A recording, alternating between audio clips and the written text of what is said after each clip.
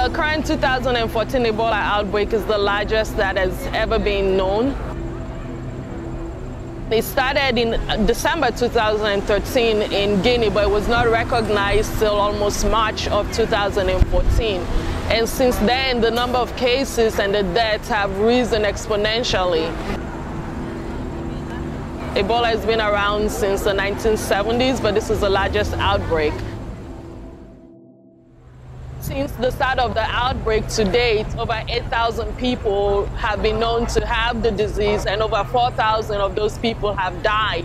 And the projected numbers are somewhere close to 1 million people will be affected, and over half of those will die from the disease. This is the worst case that we've ever seen.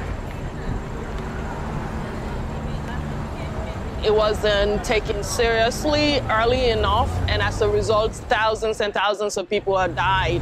And the economy of the three hardest hit countries have really been crippled because of this. More has been done in the past month, but absolutely so much more needs to be done. A lot of funds have been donated or have been pledged for this outbreak, but nowhere near enough what it would take to get this thing under control and keep, and save more lives.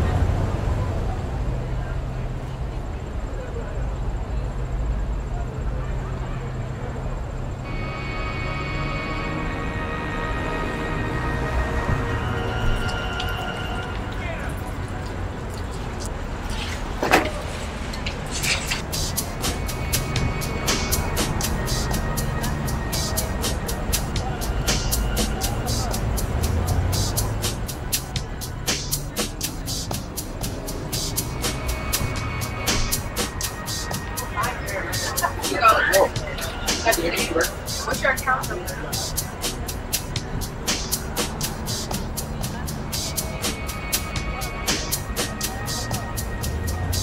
Years ago had a terrible, terrible earthquake, and rebuilding has been progressing, but there's still... I'm personally concerned because I'm from an area in the Caribbean where the rates for literacy are pretty low, poverty is pretty high, and health is pretty low as well. So by participating in an event like this, I can help my country, I can help the community, and I can better myself and help people better themselves. Education suffers from county to county. I moved from one county to another county, less than 30 minutes away, and I went from one school where we had 2 textbooks to a classroom to a surplus of textbooks in a classroom. Thank you so much for coming out, and thank you for asking for Ebola crisis. I'm actually Haitian, and I grew up in Haiti. And for me, it was such a struggle because we don't have free education. And the free education that we have, it's very hard for people to find.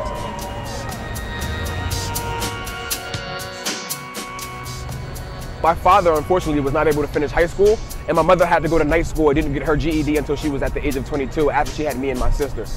So education was extremely important growing up in my house. And aside from that, just understanding and knowing that, how important it is to be able to communicate and to know, and how knowledge is power, and proliferating the ideas that we need people to understand each other, we need to be able to communicate, we need to be able to reach out to each other. And the first ground steps of that is to be able to read, to be able to write.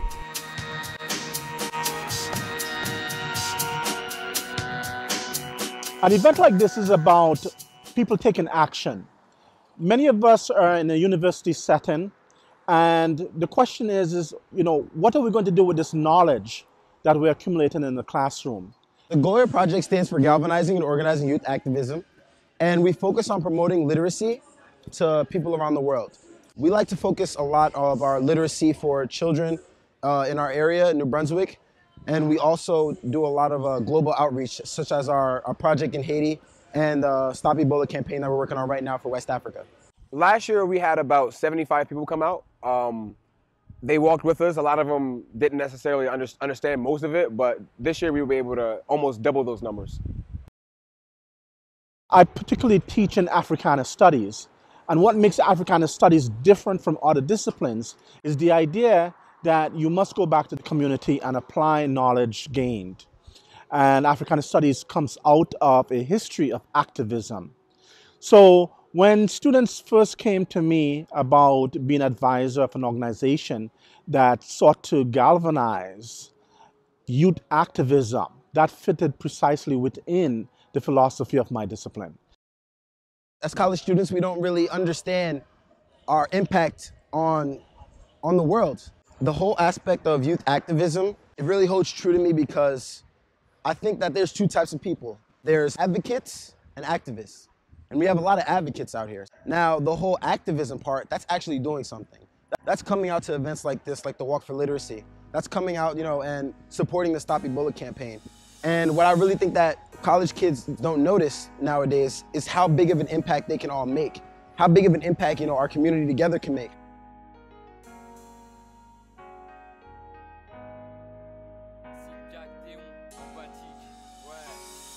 EMPATHIK représente le hip-hop déchu dans un mouvement qui devra sa renaissance à des déçus. Si je rappe, c'est pas pour donner mon cul. Je tape mes textes et je vais au bout de mes instrus. Beaucoup ont cru qu'il suffisait de faire du commercial sans savoir que de nombreux MC sont allés au ciel selon les croyances, selon ce que chacun pense. When people band together, like for a greater cause, like something greater than themselves, it's very important because like that sense of like unity. And like for people who don't even know we're doing this, for us to be doing this for them, like when they can't help themselves, I think like that's what it's all about. Because if we were going through this, I'm pretty sure like we'd want other people to be there for us. So it's like a nice feeling knowing that we're helping people out there, get over their struggles. For it to become a global issue, it has to start locally. Again, it's all about education, letting people know what is out there and what's important and how we can make a difference.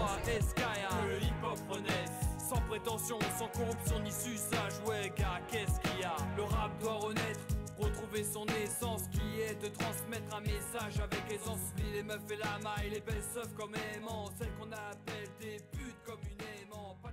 Well, I decided to participate because my group, which is part of my Pan-Africanism class, decided to, head this walk. So we were participating to, better the community and help out. I belong to the Rotaract Club here, and we're a new organization, and we were looking for events on campus that we could get involved in, and this was one thing that came up. And when I looked up the details on the event, it took my attention because it's based on literacy, and that's what we're focused on doing, promoting education, because I think education is the most important thing.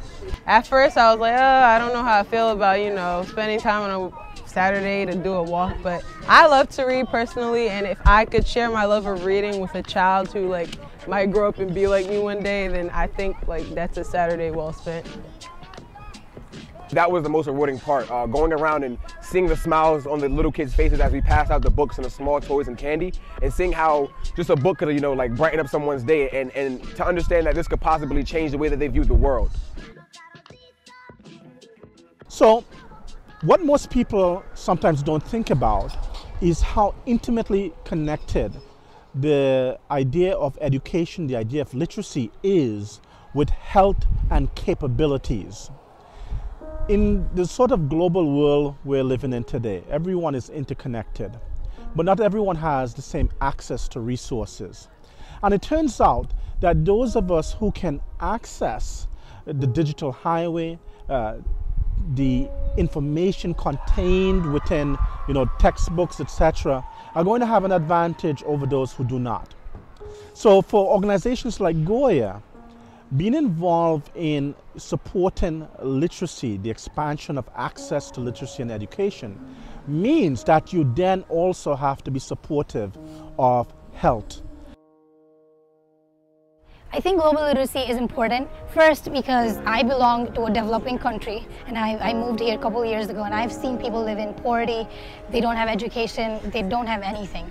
And when we lose electricity for a day, we make it a big deal. But these people live without electricity for days, without necessary supplies, and they're somehow managing, and which is why I think if everyone gets proper education, they'll be able to live a better life, and they'll get what they deserve. I am the president of RAAA. One of the things is we are an activist organization.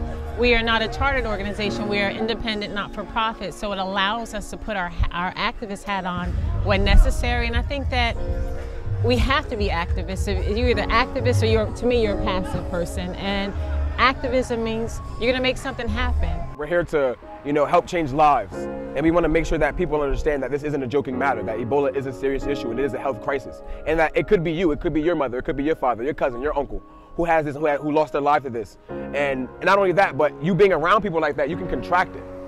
And so I think that educating them on it is the first step and the most important step to ending crises like this. Well, the first thing is to be aware of the fact that, they have the needs, and then we can actually talk to people that would be willing to help. And I think you guys as young people is one of the main, drive behind that, because you have the energy, and of course you guys are future leaders, and these things I think you could be, associated with.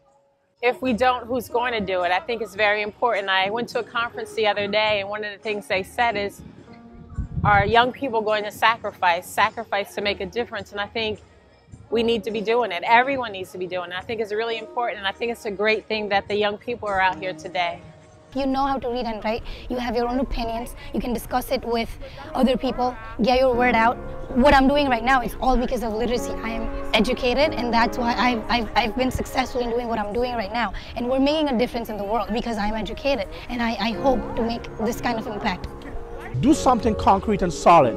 Don't try to make it perfect. Don't try to make it solve everything. Just do something, but then let other people get enthusiastic by your accomplishments and let them start to do something also.